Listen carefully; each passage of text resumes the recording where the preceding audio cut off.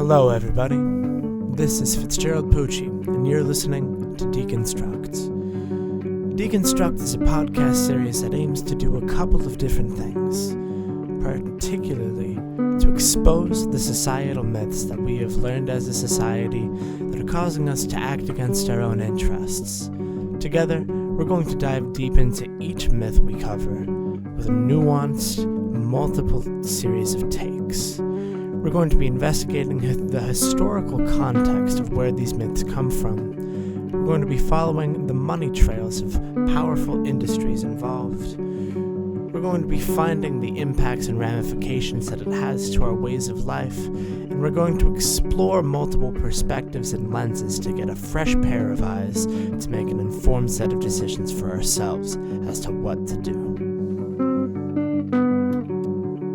I am so grateful for the outpouring of support we initially received in episode 1. The personal feedback that I got was really incredible. So many thoughts were circulating, minds imagining mental health professionals as immediate dispatch resources, gratitude towards the historical origins and context of police. I want to say how much the podcast appreciates your insights, and that we intend to continue doing exactly what we started.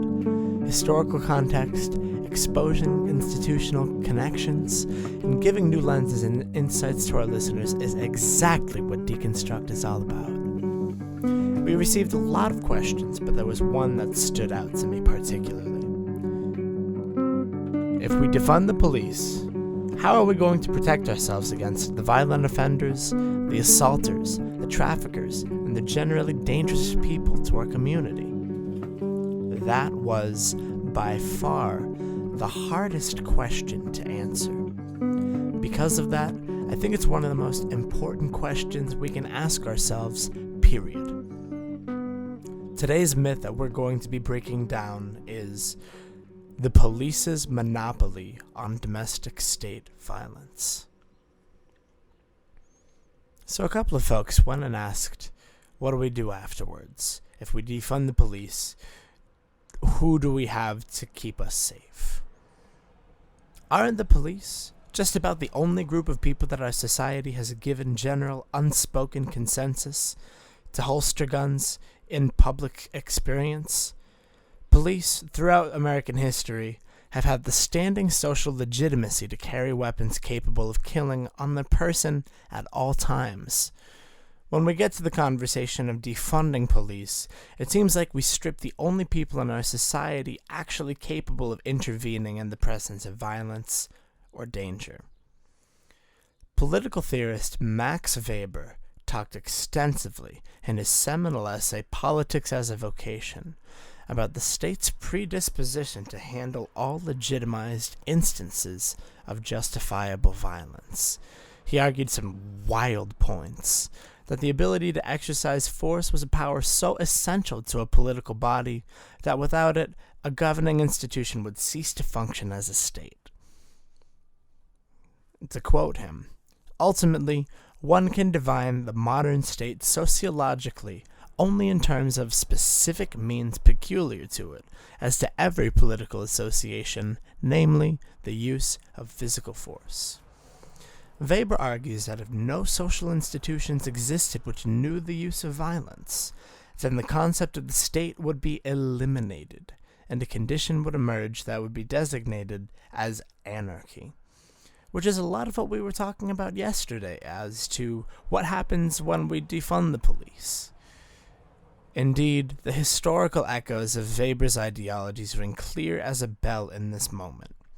With discussions circulating to defund the police, whispers are being made to remove the primary societal institution that we've designated the legitimate use of force to. Indeed, one can argue that the lack of this only body that understands the concept of violence, if removed, would bring our society to fall into a state of anarchy. To quote Weber again, today, however, we have to say that a state is a human community that successfully claims the monopoly of the legitimate use of physical force within a given territory. Boy, is that a steamy couple of sentences.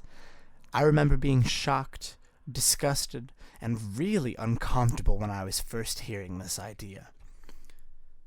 Could a pacifist ever hear such a point-blank valuation of the means of force as a defining power of the state, and not feel weak in the stomach about it? The thought that the state is only capable to enforce its legitimate right to exist through the medium of potential or kinetic violence, man, that was a damn head-scratcher. Why can't we all just get along, I would say. But then I thought more about it. If the state doesn't have the ability to claim its right to violence, something else will take that claim. And, by the same definition, whichever body that usurps the power of potential violence from the state assumes the functioning definition of a state itself. Think it's getting wild yet, folks? Well, buckle up, because it's only gonna get wilder from here. Tonight, our attention turns once again to the city of Seattle. The headline of the night sounds like something straight out of a Fallout game. After a group of protesters stormed one of the Seattle precinct buildings during the original outbreak of protests in the city, the cops gave the land up, expecting the protesters to act the way the Minneapolis protesters did. They expected the precinct to be torched to the ground. Every officer abandoned this precinct and they even went as far to set up wooden pallets and strategic flammables right around the area in hopes that the expected arson would justify an even deeper wave of brutality in response. But then, something incredible happened. Not a single match was lit. The protesters, instead of torching the precinct, took it over as a strategic encampment and used the wooden pallets scattered around the area to begin making sophisticated staggered barriers around a new chunk of territory completely estranged from the notion of police presence as well as everyday life. Thus, the Capitol Hill Autonomous Zone was created. These strategic barriers created a micro-scale level of borders and encampments, only accessible by foot, around a zone which was able to adopt a body political entirely of its own. Let's explore a little deeper the way that a society practices violence. And, as weird as this sounds, let's talk about the various degrees of humanity a society is able to enact violence. This brings me back more than 15 years into my past. In a personal anecdote, this reminds me of the time I was first exposed to violence. I was perhaps 7 years old, at the beginning of a journey through martial arts that would last through the next 10 years. Before I ever learned how to twirl a bow staff and crack it into the skulls of my enemies, before I ever learned to glide through the forms of an elegant crane stance, or even when I learned to throw a correct punch, I was taught a philosophy on the usage of the skills of violence I was being given. My instructors, Sensei Areti and Shihan D'Alessandro, men I will remember until the day that I die. They told me the only way to use my tools was in the instances where self-defense was absolutely necessary. They instilled into me, from such a young age, the dishonor and cruelty that came in practicing the tools of violence outside the boundaries of when it was necessary to protect my safety. I knew what violence looked like. For an entire decade, I was a disciplined student of the art of violence. I had my tenets and codes, and I was intent on practicing the self-control necessary to maintain these expectations. What happens when someone trained with an intimate knowledge and discipline of the means and use of violence takes a look into the nature of a state's ability to govern by it? My career in the martial arts ended far before I ever read Max Weber. But the messages echoing in my mind connect to something colossal in the discussion of today. How do we determine which bodies deserve to utilize the right to practice the potential of violence? The Seattle protesters shocked the precinct and the country when they decided to resist the easy temptation of all-consuming flames. Instead, they did something infinitely more powerful and responsible. They created a community that was completely independent of the rest of the world's laws, free of capitalist doctrine, free of police, free of the culture of hegemony and mistrust so deeply cultivated in the rest of the United States. They used and maintained a restrained, responsible form of potential violence to create something unshakably independent. They formed an anarchist body politic, y'all. Trevor Noah, a couple of days back, made some really powerful commentary on our society's unspoken societal contract. He said that we live in a means that has agreed to a vast and unspoken societal contract. We live under the notion that if we adapt to the complex system of norms that we've been conditioned to accept as real, then some semblance of order will be maintained that will allow us to live in peace and balance to a certain extent. Every day in modern America, however, the police of America are demonstrating how keen they are to rip the fabric of that social contract to smithereens.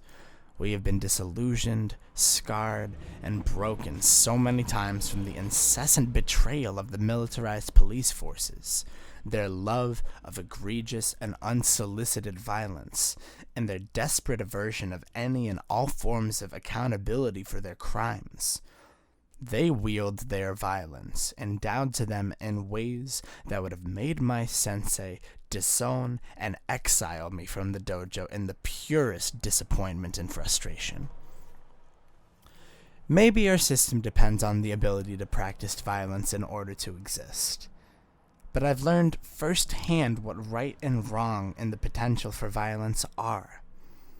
And there's a big difference between what I learned in the dojo and what I learned in America. American violence is underhanded, it is strategic, it is sadistic, and oppressive to its core. It is almost always the aggressor, and almost never the one defending itself. It is unperturbed and sudden, with a delight to explode, like a sadistic child lashing out with the element of surprise. It is the violence of the plantation owner's whipping hand. It is the violence of the Klansman noose, and the smallpox blanket that decimated millions of indigenous people. It is the unadulterated slaughter of the buffalo by the millions meant to starve out indigenous populations that America wanted to dominate. It is the violence of mass incarceration, of Daniel Pantaleo and Derek Chauvin, and the thousands of brutalizers that commit atrocities and get off scot-free because of their badge. It is the violence of the private equity behemoth, stealing mom-and-pop stores and small-town newspapers to gut and pillage for profit. It is the violence of rape culture, the violence of heteropatriarchy, the nuclear family, as well as the nuclear bomb. It is the violence of the Seattle Police Department, using illegal chemical weapons on its own populace as punishment for the citizens using the First Amendment rights supposedly given to us as birthright from a benevolent God and country.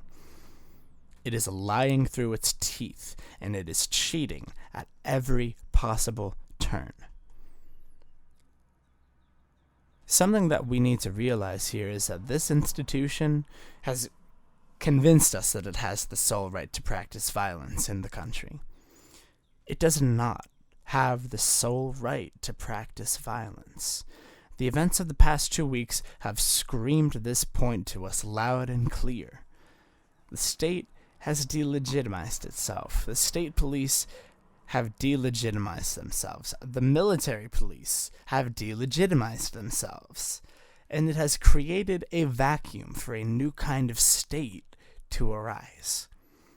If the people of Seattle were able to practice an ethical violence, to capture a precinct and create their own liberated autonomous zone, I see no reason why we should be afraid to give the reins of power, through violence, to a body that has overcome its oppressor through resilience and patience. I think it's about time we had a change of pace. So, how do we tackle that myth that we'll fall into senseless anarchy if we remove the one entity we've socially authorized to commit violence?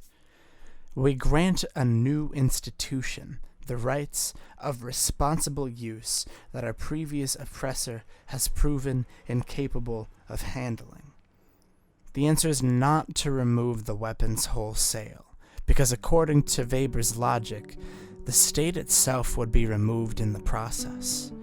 We need to give the weapons to enact potential violence and maintain the existence of a state to the people that we trust unequivocally to use them responsibly.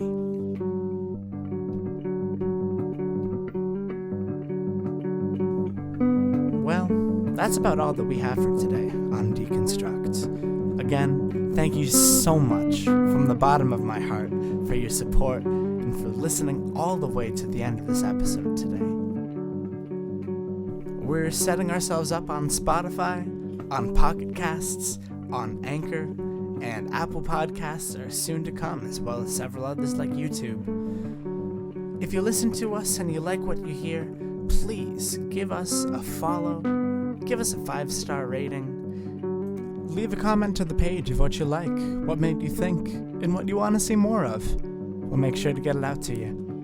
There are so many different things that we can address on this podcast, and I'm really excited to get to the heart of some really deep institutional matters with us.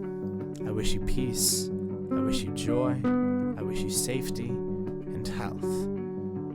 Stay cool, stay sharp, and stay beautiful out there. I'm Fitzgerald Pucci, and this is Deconstruct.